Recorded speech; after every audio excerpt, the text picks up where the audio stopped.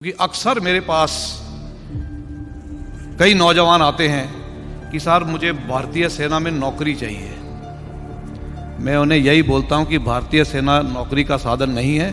नौकरी लेनी है तो रेलवेज में जाइए, पीएनटी में जाइए और बहुत से जरिए हैं। अपना ओन बिजनेस खोल लीजिए। अगर भारतीय सेना में आना है तो कठिनाइयों का सामना करने के लिए आपको काबिल होना पड़ेगा। आपको मानसिक और शारीरिक रूप से काबिल होना पड़ेगा।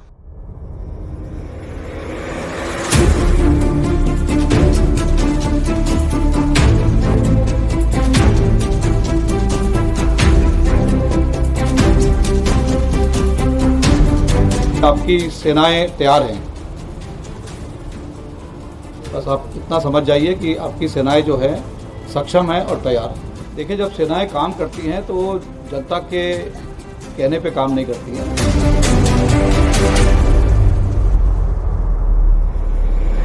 अक्सर देखा गया है कि लोग भारतीय सेना को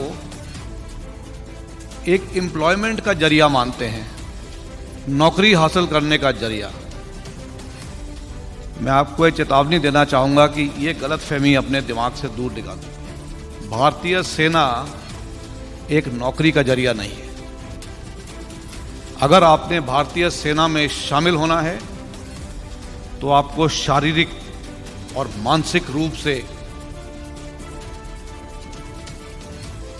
हर तरीके से आपको मजबूती दिखानी है। आपका हौसला बुलंद होना चाहिए। आपको कठिन से कठिन समस्याओं का सामना करने के लिए आप में ताकत होनी चाहिए। जहां रास्ता नहीं निकल सकता वहां रास्ता ढूंढने की काबिलियत होनी चाहिए। तभी आप सही भारतीय सेना के जवान कहलाए जाएंगे। ये नौकरी का जरिया नहीं है। क्योंकि अक्सर मेरे पास कई नौजवान आते हैं कि सर मुझे भारतीय सेना में नौकरी चाहिए। मैं उन्हें यही बोलता हूं कि भारतीय सेना नौकरी का साधन नहीं है। नौकरी लेनी है तो रेलवेज में जाइए, पीएनटी में जाइए और बहुत से जरिए हैं। अपना ओन बिजनेस खोल लीजिए। अगर भारतीय सेना में आना है तो कठिनाइयों का सामना करने के लिए आपको काबिल होना पड़ेगा। आपको मानसिक और शारीरिक रूप से काबिल होना पड़ेगा। आपकी सेनाएं तैयार हैं। बस आप इतना समझ जाइए कि आपकी सेनाएं जो है सक्षम है और तैयार है। देखिए, जब सेनाएं काम करती हैं तो वो जनता के कहने पे काम नहीं करती हैं।